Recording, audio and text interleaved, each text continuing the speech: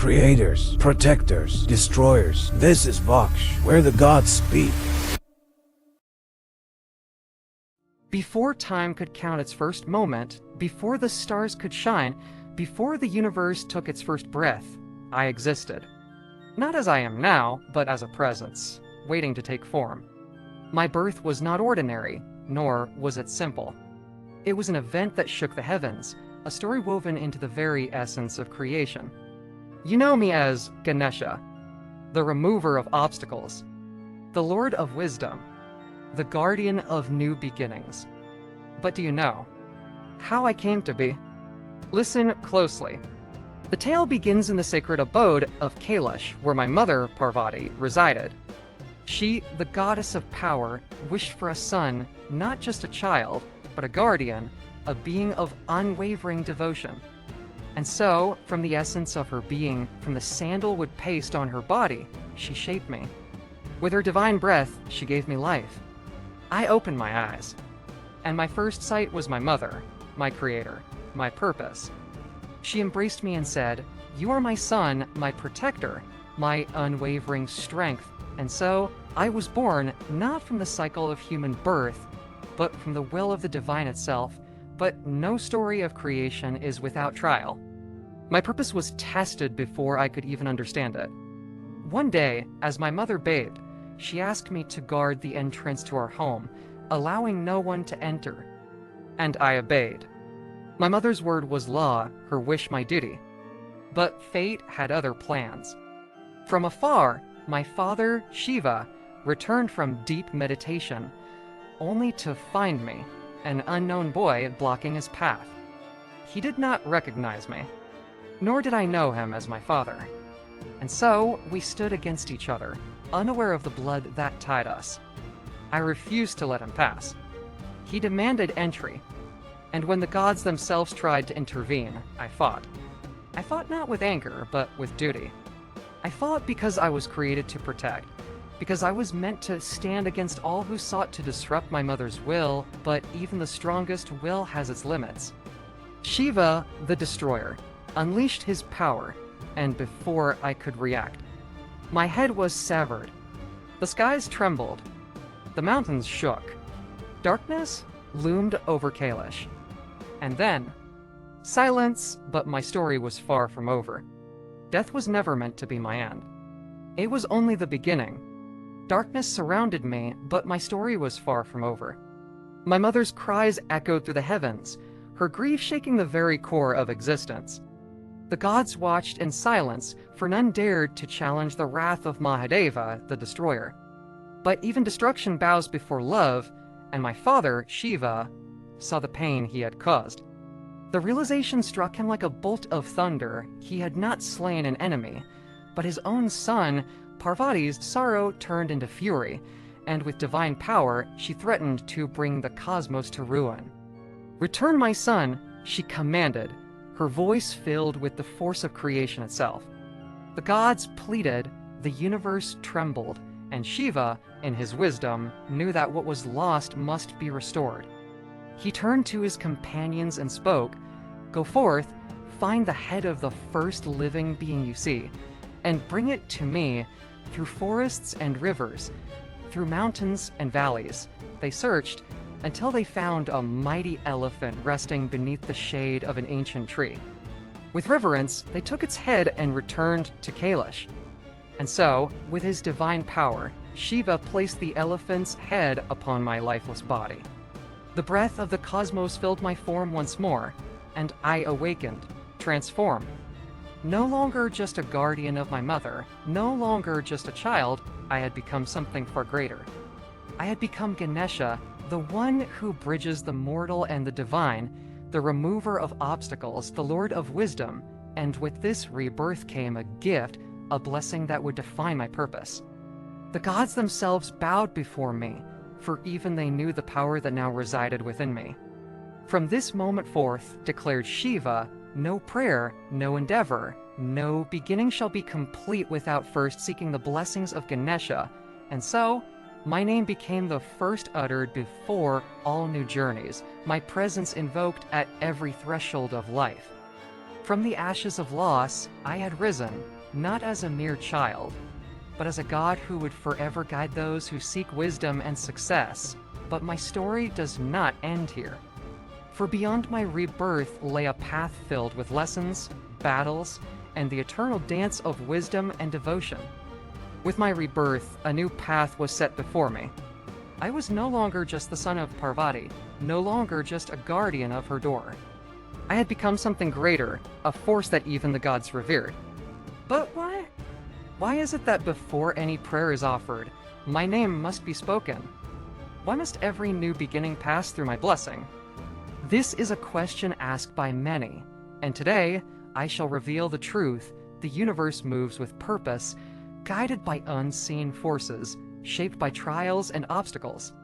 Every soul, whether divine or mortal, faces challenges, barriers that stand in the way of destiny. But every obstacle is not meant to stop you, it is meant to shape you. And that is where I come in. I am not just a god who removes obstacles, I am the one who decides which obstacles must be overcome and which ones must remain.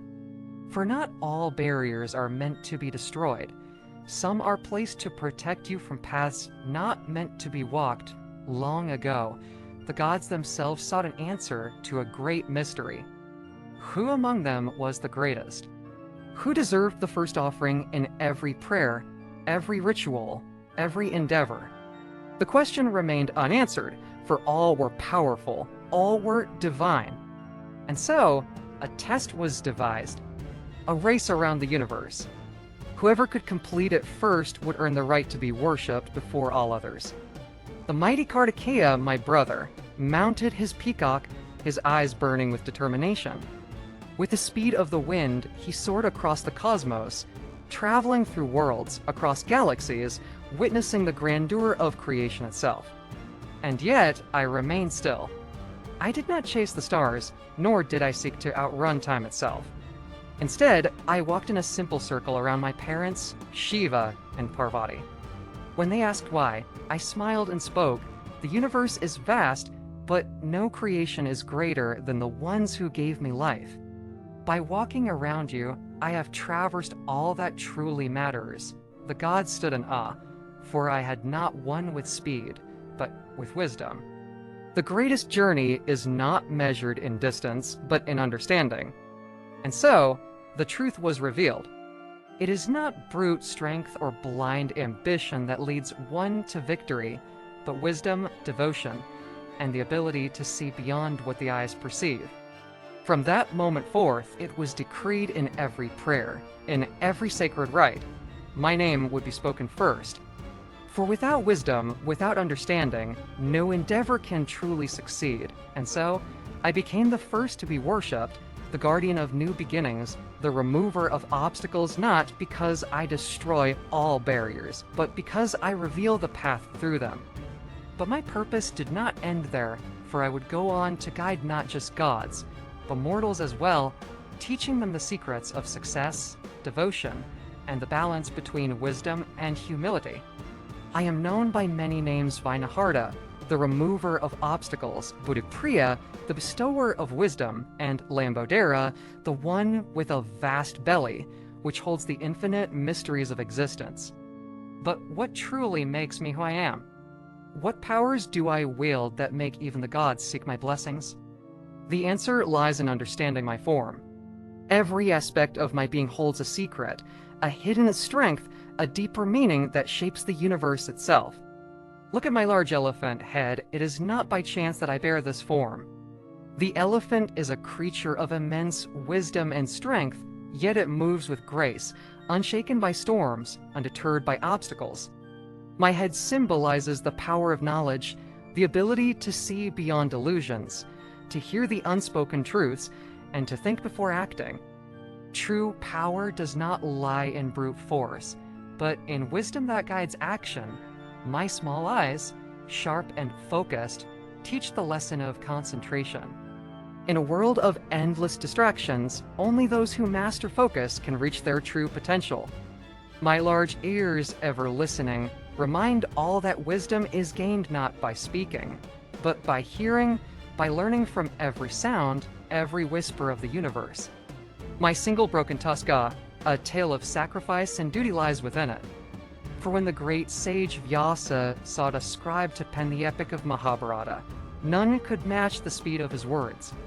And so I broke my own tusk, using it as a quill to ensure the greatest story ever told was written without pause. A reminder that sacrifice is often the price of greatness. And then there is my great belly, vast and unshaken, holding the entire cosmos within. It is not gluttony that makes it so, but acceptance. The ability to embrace all of life's experiences, joy and sorrow, success and failure, love and loss without being disturbed. For the one who can contain the universe within, without being consumed by it, is truly powerful. Even my vehicle, the tiny mouse, holds meaning. A creature so small, so seemingly weak, yet it carries me, the mighty Ganesha, wherever I go. It teaches that even the smallest, the most underestimated, can bear the greatest burdens, can achieve the impossible if guided by wisdom and purpose. My powers are not just divine, they are lessons, gifts to those who seek my guidance. I bestow intellect, the sharpness of mind to make the right choices. I grant resilience, the ability to rise after every fall. I remove obstacles, but only for those who walk the righteous path. And for those who falter, I place challenges before them not as punishment, but as tests to forge their spirit, to make them worthy of their destiny. This is who I am. More than just a god of beginnings, I am a force that shapes reality itself. But there is more to my story, for my legends span across time, teaching mortals and gods alike the essence of true wisdom and devotion. My name echoes through time, carried by stories that teach the essence of devotion, wisdom, and perseverance. These legends are not just tales, they are truths woven into the fabric of existence, guiding those who seek my blessings. Let me share with you some of the greatest among them. Did you know why no one looks at the moon on Ganesha Chaturthi? It was a night of celebration, a night when the gods and mortals alike rejoiced in my name. Adorned in jewels and sweets, I moved through the celestial halls, my great belly full from the offerings of my devotees. But as I walked, a sudden stumble sent me tumbling to the ground. From above, the moon looked down and laughed, its glow mocking me. A mere celestial body, thinking itself greater than Ganesha. Anger burned within me, for arrogance should never go unchallenged. I raised my hand and cursed the moon. From this day forth, whoever gazes upon you on my festival shall suffer misfortune. The moon trembled, its light dimming with fear. Realizing the weight of my words, the gods pleaded for mercy. And so, I softened my curse. The ill fate would last only for those who saw the moon on that one sacred night, Ganesha Chaturthi. And so, even today, my devotees avoid the moon's gaze on that night. Knowing the power of my words and the lessons hidden within that pride can lead to one's downfall, but repentance and humility can restore balance. Not all who come to me come with reverence. Some seek to challenge, to test the might of Ganesha. And so, it was when Parashurama, the warrior sage blessed by Lord Shiva himself, came before me. He, the wielder of the divine axe, found his path blocked as he sought to meet my father. But I, as the guardian of Kailash, stood firm. No one passes without my mother's command. Parashurama, blinded by his warrior's pride, did not heed my warning. Instead, he raised his axe, divine and powerful, ready to strike me down. But I am not so easily broken. With my strength, I met his challenge, my great body unmoving like the mountains themselves. Blow after blow, his strikes fell, but I remained unshaken. Finally, in a moment of rage, he hurled his mighty axe at me, and I did not move. For I knew what that weapon was. A gift from my father, Shiva himself. And so, out of respect for my father's blessing, I did not resist. The axe struck, severing one of my tusks, leaving me with the mark I carry to this day. Parashurama stood in awe, his anger fading, for he had understood true power is not in destruction, but in wisdom, in knowing when to fight and when to yield. He bowed before me, his pride humbled, and I returned the gesture. For even in battle, there is wisdom to be gained, lessons to be learned. That is why my broken tusk remains, a symbol of sacrifice, of wisdom over pride, and of respect for the divine order. These are but two of my many stories, for my legends stretch across ages, across lands. I have blessed kings and sages, tested the faith of the devoted, and guided the lost toward enlightenment. And yet, even now, my role in the universe does not end, for as long as there are beginnings, as long as there are those who seek the path forward, I shall remain. Throughout the ages, my name has been spoken with devotion, my form worshipped with reverence. But why? What is it about me that makes my blessings so essential? Why do kings, sages, and even the gods themselves seek my grace before beginning any endeavor? The answer lies in the nature of existence itself.